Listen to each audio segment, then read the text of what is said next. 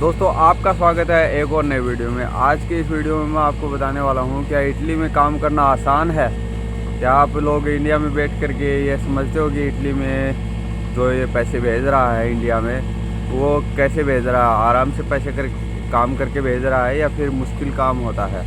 यहाँ पर टेक्नोलॉजी का यूज कितना होता है, आदमियों को कितना रगड़ा जाता है, वो सब मैं आपको इस वीडियो में बताने वाला हूँ। तो मैं सुबह आज उठा हूँ, आप देख लो। सुबह नहीं, हमारा आज नहीं, हम डेली इतने बजे ही उठते हैं। देखो मैं 4 बजे उठा हूँ आज सुबह। देखो 4 बजे का उठा हुआ हूँ और अभी टाइम हुआ है यहाँ पर 8 बजने वाले हैं और सुबह से ये काम चालू है। देखो इसमें दे मार इसमें लगे हुए हैं और इसमें लगे रहो सुबह 9 बजे तक। सुबह 4 बजे से सुबह 9 बजे तक इसमें लगे रहो। भैंसों का दूध निकालते रहो, इसके थन साफ करो। फिर जो ये गोबर का पूंछ होता है वो ये देखो गोबर, ये देखो मुंह पे लगा हुआ है। ये देखो ये सारा मुंह पे सहना पड़ता है। और उसके बाद में जब काम ख़त्म हो जाता है तब ये वाला काम करना होता है। ये देखो कितना गोबर भरा पड़ा है। आप सोचते होंगे इंडिया में बैठ कर के कि भाई 1 लाख रुपए इटली में कमाना आसान है। तो बिना डॉक्यूमेंट वाला जो बंदा है ना, उसके लिए 1 लाख रुपए कमाना उतना बहुत ज़्यादा मुश्किल है। ये देखो आप इंडिया में बैठ करके ये सोच के आओगे कि भाई इटली में जा कर के हमें तो बस इटली में बैठे बैठे ही बस पैसे मिल जाएंगे, ऑफिस में बैठ के हमको पैसे दे देंगे। तो भाई आप ये गलत फहमी मत पाल के आना। आप इंडिया में काम में इंडिया में ही रगड़ के आना। आप इंडिया में 10-12 घंटे कहीं पर काम करके फिर यहाँ पर आना, ताकि आपको वो आदत लग जाए। आपको यहाँ पर आदत लगानी पड़ेगी, चाहे आप कितने भी, चाहे आप महारथी हो, चाहे कितने भी आप अपने एरिया के किंग हो, आपको यहाँ पर आकर के मुश्किल काम करने ही पड़ेंगे भाई।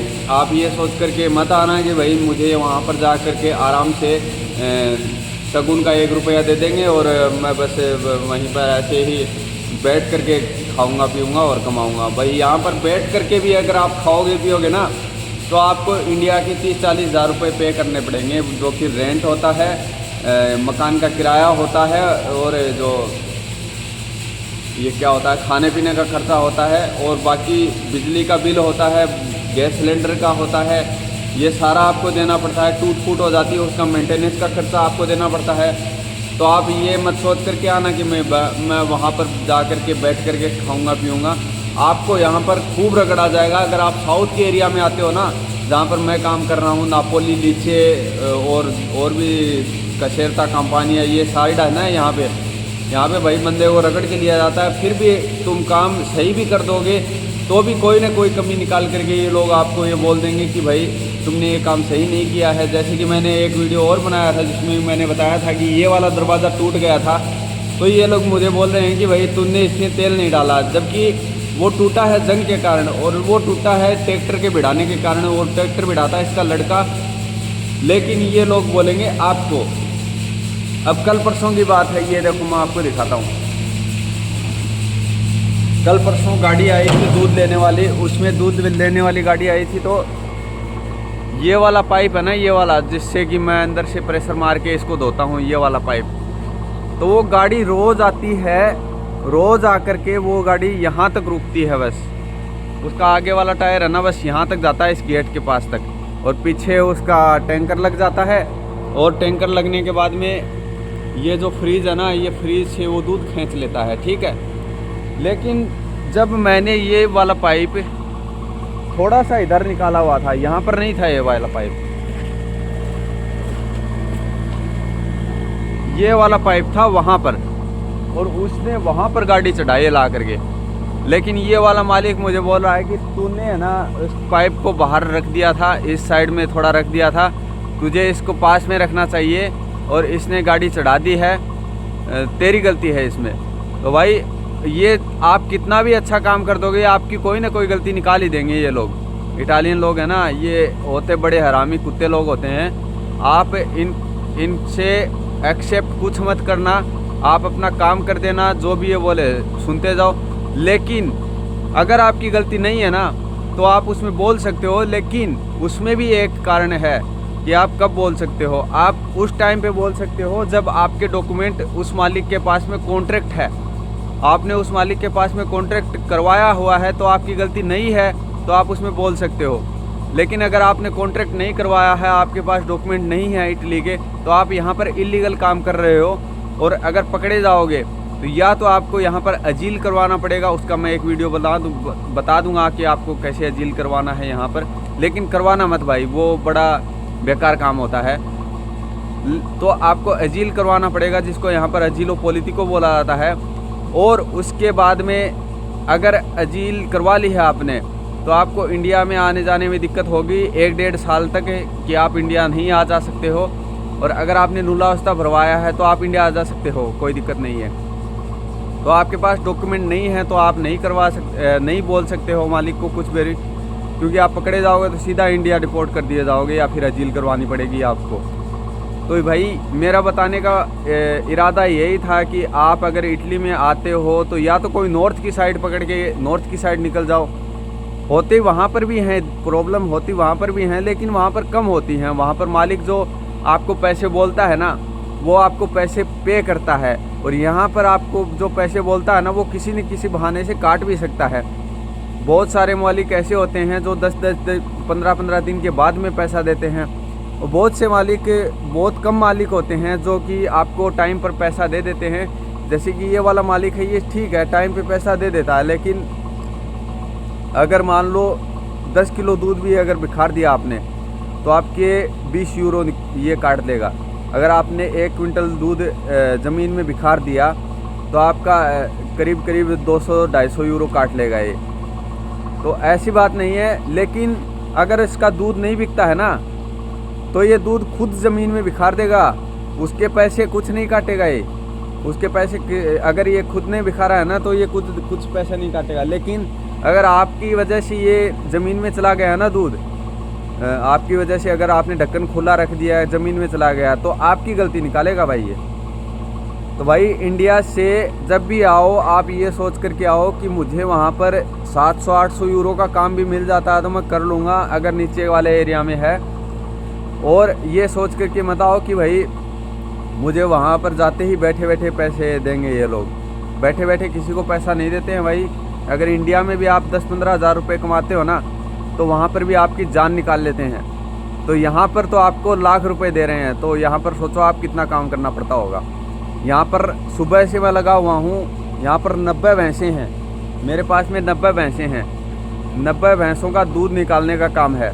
ठीक है, आप सोचते होंगे मशीनों से दूध निकालना है, लेकिन ऐसा नहीं है। जो यहाँ पर इसके अंदर जो इन्होंने जोटा रखा हुआ है ना, पाडा रखा हुआ है, भैंस के लिए 2-3 पाडे रखते हैं ये लोग।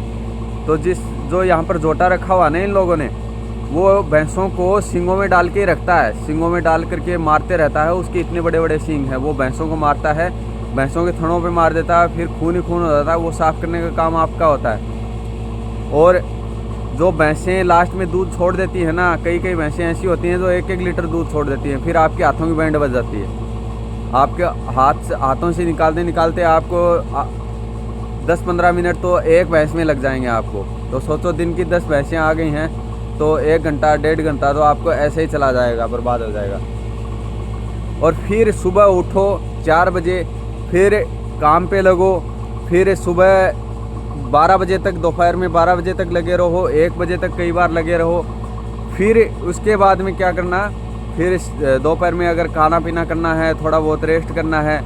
और अगर उसमें भी अगर काम आ गया, जैसे कि भैंसों का खून निकालने का काम, भैंसों की खुर काटने का काम आ गया, या फिर भैंसों का गोबर साफ़ करने का काम आ गया, तो फिर आपको अंदर से बुला के ले जाएंगे ये लोग, जो नापोली एरिया के लोग हैं, जो लीची साइड के लोग हैं, ये साउथ के एरिया के लोग हैं ना, ये आपको अंदर से बुला करके ले जाएंगे। अंदर से बुला कर कि भाई आजा जल्दी, ये काम करना पड़ेगा अब हम दोनों को। और अब अंदर से बुला करके ले जाएंगे। और फिर वो चला गया आपका 1.5-2 घंटे। फिर शाम को आपको लगना 2:30-3 बजे, फिर शाम को 7-8 बज जाते हैं, कई बार 9 बज जाते हैं। कई डेयरियों में ऐसा होता है रात के 10-10 बज जाते हैं। फिर अपने मकान में जाओ, फिर खुद से खाना पीना बनाओ और खाओ पियो, सो जाओ, फिर सुबह उठ जाओ। और रात में भी ऐसा कई बार होता है रात में भी कई बार ऐसा होता है कि ये लोग आते हैं अंदर से बुला करके ले जाते हैं कि भाई उस भैंस ने बच्चा दे दिया है, फिर भैंस का बच्चा डिलीवरी हो गई है, उसका बच्चे को अलग रखना है, भैंस मार ना दे बच्चे को, अंदर पानी भरा पड़ा है, आप कपड़े में ऐसे चले जाए, फिर रात को आपको नहाना पड़ेगा। ऐसे भाई काम होते हैं यहाँ पर। ऐसे सोच करके मत आना कि भाई आपको आसान काम मिल जाएंगे यहाँ पर।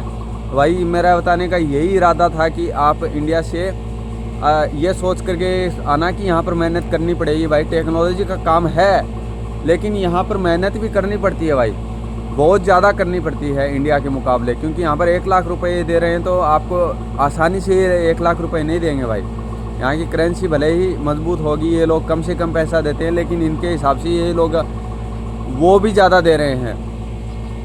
तो भाई यही मेरा बताने का इरादा था। तो अगर आपको वीडियो अच्छा लगा हो तो आप वीडियो को लाइक ज़रूर करें। अगर आप चैनल पर नए हैं तो चैनल को ज़रूर सब्सक्राइब करें। और अगर आप चाहते हो कि भाई हमें सपोर्ट करना, तो भाई मैं आप लोगों के लिए टाइम निकाल करके देखो, अब मैंने आधा घंटा इसमें बर्बाद कर दिया वीडियो में। तो आधा घंटा मैंने ये कर दिया है, तो आप ये सोचो कि भाई हम भी कुछ तो, हमारा भी कुछ तो भला सोचो, सपोर्ट करो भाई, भाइयों को सपोर्ट करो। हम जो इटली में बैठे हैं इंडियन लोग, हमें भी सपोर्ट करो भाई। हम आपके लिए इन्फॉर्मेशन ही देना चाहते हैं, आप लोगों को इन्फॉर्मेशन ही देने का हमारा काम है। और ये काम भी करना होता है बाद में, वीडियो वगैरह बनाने का काम भी। तो आप सोचो कितना मेहनत करते होंगे हम लोग, बाद में एडिटिंग वगैरह सारा कुछ करना पड़ता है। तो भाई यही था आज का ये वीडियो। तो अगर वीडियो आपको अच्छा लगा, वीडियो को लाइक ज़रूर करें और ज़्यादा से ज़्यादा लोगों तक इस वीडियो को ज़रूर पहुंचाएं, ताकि वो लोग ये सीख सकें, ये समझ सकें कि यहाँ पर आकर के काम हार्ड करना ही पड़ेगा, कोई और ऑप्शन नहीं है आप लोगों के पास। यहाँ पर आ गए हो तो 2-3 साल तक हार्ड काम करना ही पड़ेगा, 1 साल तो मिनिमम करना ही पड़ेगा, ताकि आपका अपना कर्जा जो है आप लगा करके आए हो 2 साल, तो आपको वो उतारने में लग जाएंगे, उसका ब्याज वगैरह उतारने में लग जाएंगे। तो भाई मिलते हैं आपसे अगले वीडियो में, तब तक के लिए take care and bye bye.